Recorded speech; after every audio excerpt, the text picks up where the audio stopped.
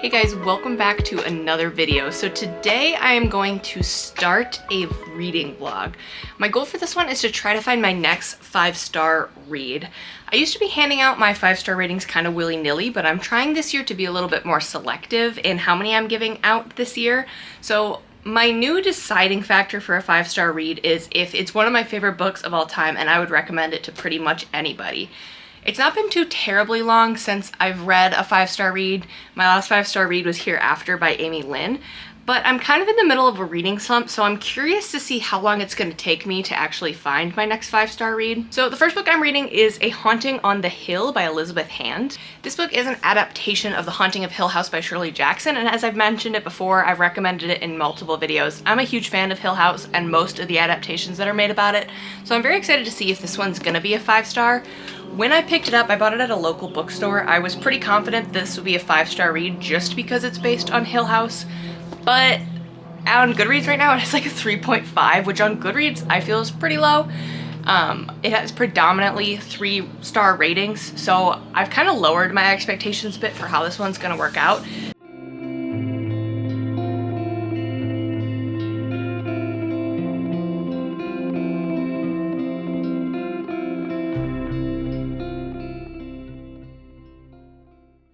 So it's been a few days since I've updated you on my little reading journey, and honestly it's because I've been dealing with the home renovation project from hell, so I haven't read anything in the past couple of days. So picking up where I left off, I think I'm about a third of the way through the book, about 33% according to Goodreads, so I'm enjoying it so far. They just started recently adding different point of views into the chapters, which I don't necessarily like, just because it feels like it came out of nowhere. Like, the main character's chapters are in first person, then every once in a while we'll get a third person point of view from someone else's like limited point of view. So not a huge fan of that, but it's not really that big of a deal. So I just wish if they were going to do it, they would have just started it from the beginning so I could kind of know that that's what I was going to expect, I guess. So let's get into it.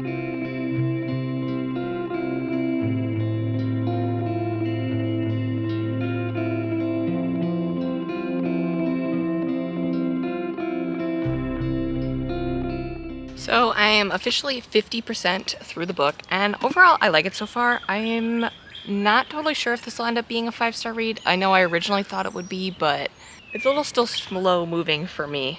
Things are starting to happen, but they're all just weird. I wouldn't say they're necessarily spooky or scary just yet. They're more just odd things that are happening. So I don't know.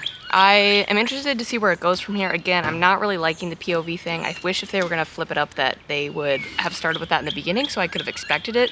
It was just unexpected and kind of seemingly out of place, so I wish they would have done that from the beginning. It didn't really make a ton of sense. I do like all of the allusions she's kind of making to the original Hill House. I just read one where like the main character wrote a play that is named Nell, which was obviously the main character in The Haunting of Hill House. So there's little references like that. I kind of like how she's updating it, adding some references there, but making it her own story. But if nothing else, I enjoyed getting to read outside today. All right, so I have less than 100 pages left in A Haunting on the Hill, and I like it a lot better than when I've updated last. Scary stuff has started to happen to them that I think is legitimately scary. At least it's atmospheric, if nothing else.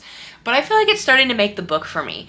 I think it'll potentially still not be a 5-star read just because I really wish that it would have started so much sooner. Like, I wish that this was a scary book kind of throughout, but it kind of follows the traditional conventions of like a movie where the first half is probably slow and little weird things are happening here and there, but then it builds into something. And in horror books, I just don't feel like authors should structure their books like that. But I've got about 80 pages left. I might finish it tonight. We'll see.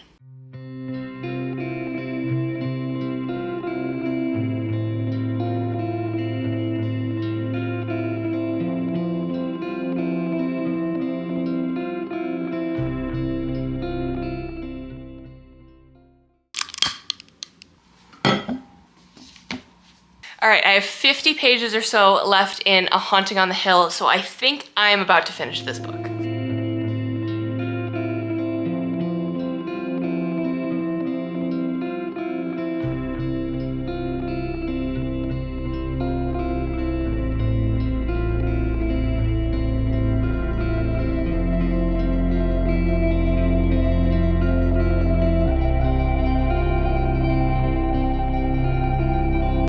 right, I'm officially in the epilogue. 2 pages left.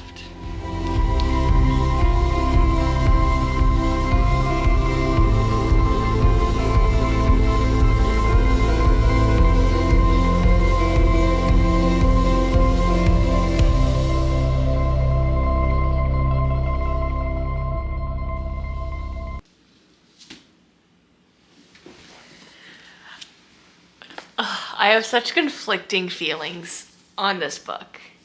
I think I'm going to end up giving it a 3 out of 5 on Goodreads, but I feel like this is one of those books that I could come to give a higher rating. I really love The Haunting of Hill House, and I, for the most part, really enjoy the adaptations of this, and I think that this is a pretty good one to add to the catalog. I liked all the homages it paid to the original book, and I liked how it interpreted it and kind of added to it as well. There were definitely moments in it where I was like, oh, that's a reference to the original, and I appreciated that, and I liked how she updated it and the elements that she added, but I just felt that it was really slow paced, but the original is too, and so I don't feel like that's really necessarily a critique. Kind of expected something a little more scary and horrifying, I guess, and in the last 50 pages or so, I got that. I just wish I would have had more of that throughout. Like, I got to page 300, there's only 320 pages in the book, and I was genuinely nervous and scared, and I was like, I wish that the last 100 pages or so were exactly like this. Like, I feel like this is the rising action leading towards the climax instead of the climax heading into the falling action. Like, it just kind of felt improperly paced for me. I don't know, I was definitely shocked by the ending and how some of the things played out in it. I definitely wasn't expecting it, but it makes sense when you think of the original, I guess. I don't know.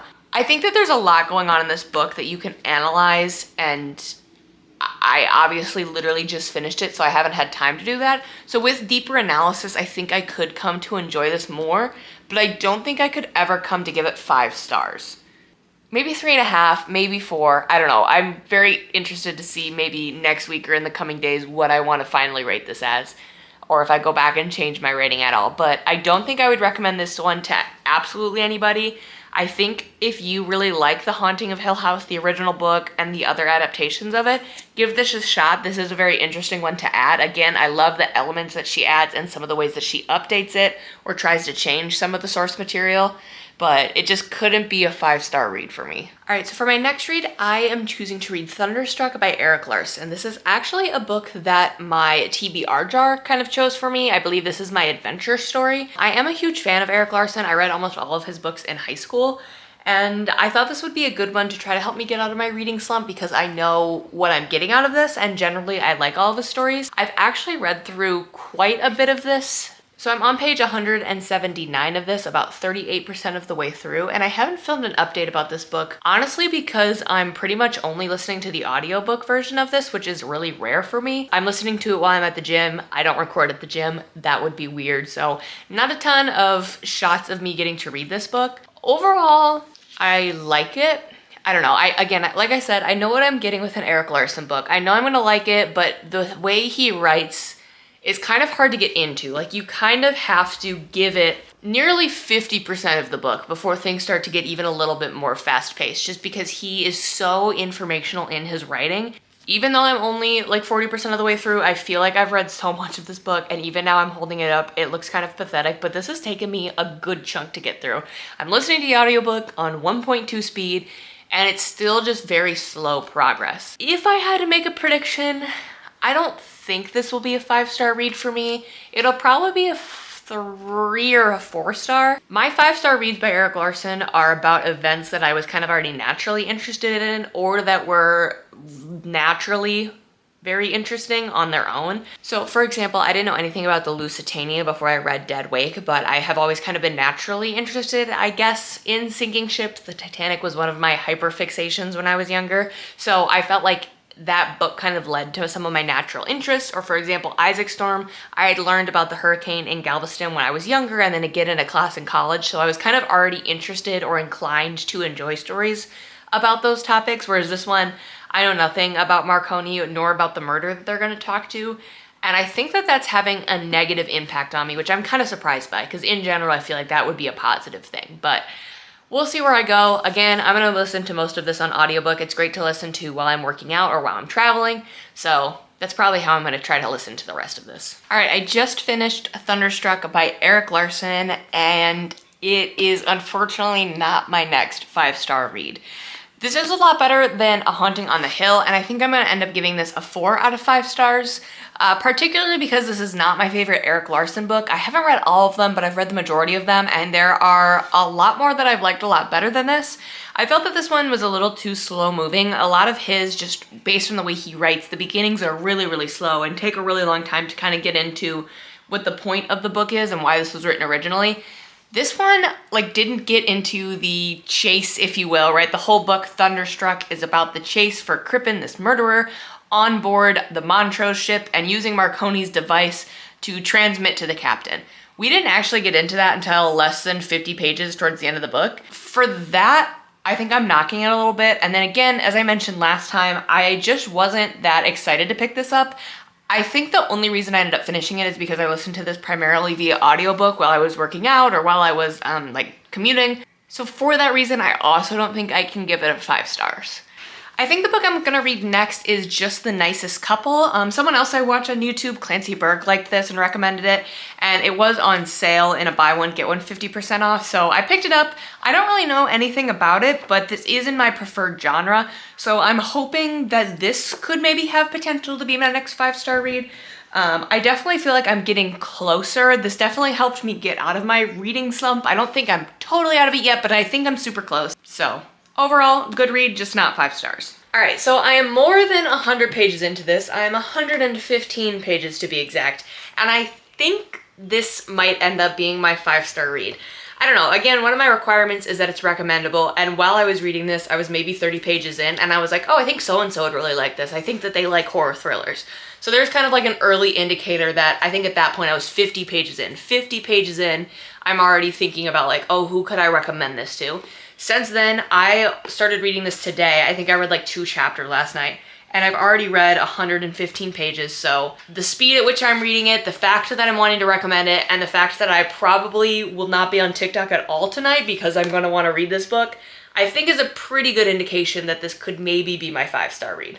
So the way this book is kind of set up is it goes back and forth between Christian's perspective and Nina's perspective. Christian is the husband of Lily, and Lily meets Nina's husband in the woods and maybe possibly killed him after he tried to assault her. Christian and Lily are now trying to cover up their possible crime while Nina is trying to investigate her husband's disappearance, and it switches back between those two perspectives.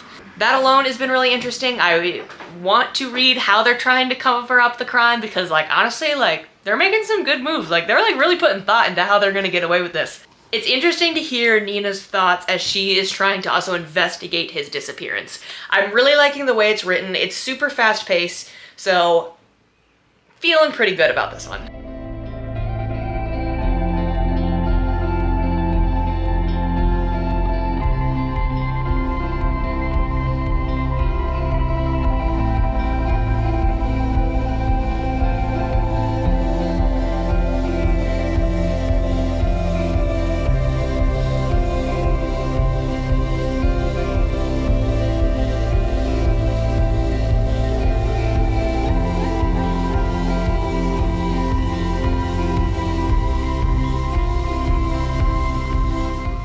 Alright, so it's the next day and I just finished Just the Nicest Couple. It took me just over 24 hours to finish it, and I think we found my next 5-star read. I was just really blown away by this book. I don't know, I knew that I would like it because it's in my preferred genre. It's really fast-paced, there's a really compelling through line. Again, like I mentioned last time, I wanted to recommend it to somebody less than like 50, 100 pages in, and so that's a pretty good indicator for me. And then I genuinely wanted to pick up this book and read it very constantly. I was reading it during breaks at work. I had to cut myself off before bed last night. There was just a lot of times when I wanted to be reading it, which is the feeling that I have been craving back. I don't want to totally say I'm out of my reading slump yet, but I'm definitely feeling a lot better about where I kind of am in my reading journey again for the year. I'm starting to feel a lot more excited to read and ready to read. So let me know in the comments below what your last 5-star read was, and I'll see you next time.